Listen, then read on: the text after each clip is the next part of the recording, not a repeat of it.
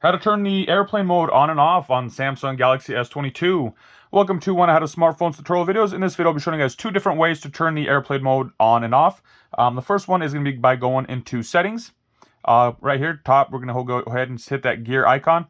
And from there, we're going to go into connections. From here, we will see airplane mode. Go ahead and just select airplane mode. As you guys can see, it is currently off. What the airplane mode does is it turns off all network connections, including calling, texting, internet access, Wi-Fi, and Bluetooth.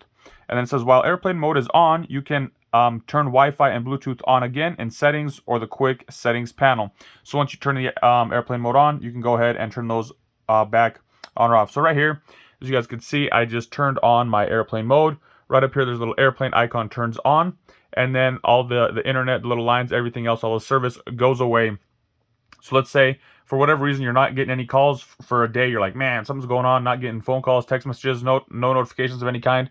All you're going to want to do is just swipe down. The other way to turn the notification on and off is going to be right here, this little airplane icon. If you go ahead, deselect that, you will see that now everything has come back. Bluetooth is on, my wireless internet, everything has turned back on, so the airplane mode is off.